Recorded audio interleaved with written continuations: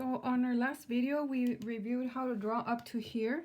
And remember we said we don't want to draw our trees slanted. The top and the bottom of the tree should be, the stump coming from the root should be touching the bottom line, and then the top of the tree should be touching here. And you can make these a little bit taller, but we said do not lay them slanted, so they should be standing from the bottom line up to this line that we drew. And we also said any lines that buildings have that are a pattern, they should also be aligned this way. So you'll notice on this side they're going that way. Over here the roofing lines or pattern should also be going that way. So I'm just gonna freehand them right now, but I just want to make sure that I'm actually following that. Okay, so they're all pointing to the same place right there. So that's how you would do any kind of roofing. And now we're gonna show you how to draw possibly some windows and doors. So any windows that are facing forward are just regular windows like this. They're facing the side of the building that's facing you, so you can make them however design you want. Put some stuff over it.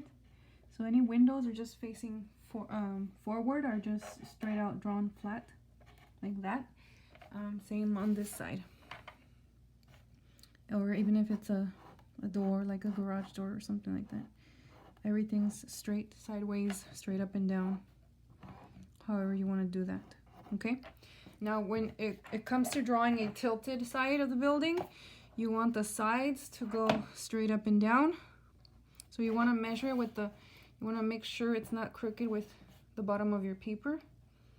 So it's straight up and down. And I'm going to do this one straight up and down. Now the top of the door is going to go towards the vanishing point. So the top goes that way. The bottom also goes that way. So remember that both sides are copycats. So this line's going that way, and then the bottom's already going that way. This line's going straight up and down. This one goes straight up and down. Okay, this is the hardest part. So let's draw a window. So if we draw a window, straight up and down, straight up and down. Okay, don't get distracted by other lines. So these are following these ones here. The top and the bottom are gonna go pointing towards the vanishing point. So that way and that way, right there. Okay, so they're pointing to the vanishing point. If I draw another window over here, remember the ones facing you straight out is just a regular sided window. Okay, so that's what a building would look like with windows. So let's try another one. So the door is straight up and down, straight up and down.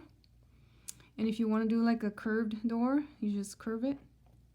Okay, and the windows straight up and down, and then the top goes slanted towards the vanishing point, the bottom towards the vanishing point. So that would be my other window. Possibly another window here, straight up and down. Now we're kind of missing what it looks like because of how far it is, and that's fine. So the top, just want to make sure it's slanting that way. Okay, so this is how some buildings would go. Let's say we want a sign, like a huge sign on here. So I'm going to, let's draw, I don't know, maybe a welcome sign for this town. So I'm going to draw straight up and down, a straight up and down. Okay, the bottom's already going that way, so then the top needs to go to the vanishing point. Okay, now we're going to draw some legs for the sign, straight up and down. The bottom of the sign goes that way, straight up and down. So I want to make sure this goes that way.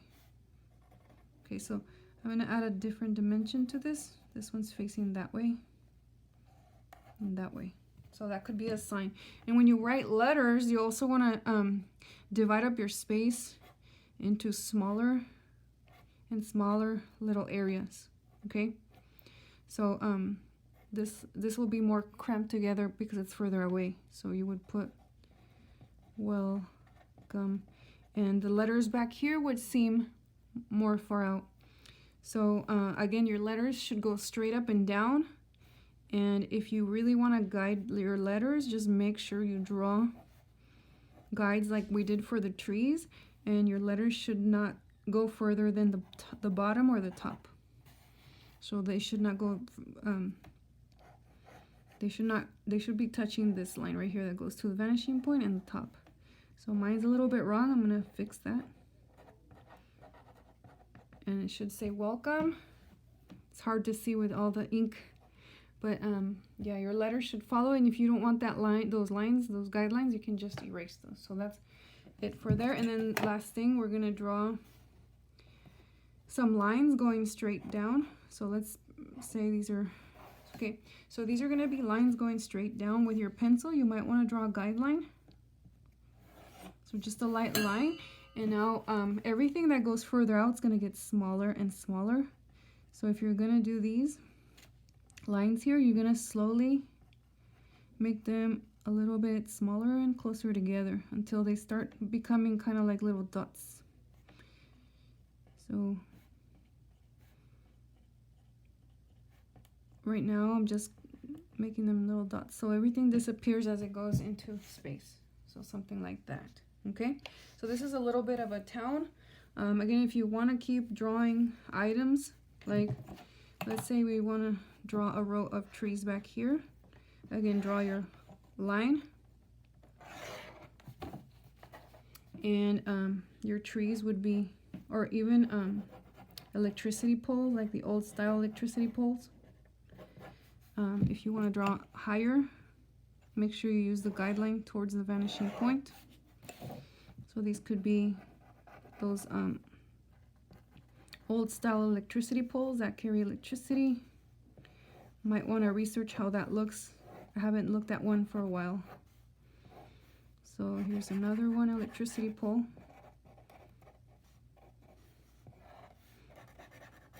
And then I can erase these guidelines. So I don't want to erase my land line. That's where the sky and the earth meet. So these are my electricity poles, and they're going to get closer together. If you don't put them closer together, they will not look like electricity poles.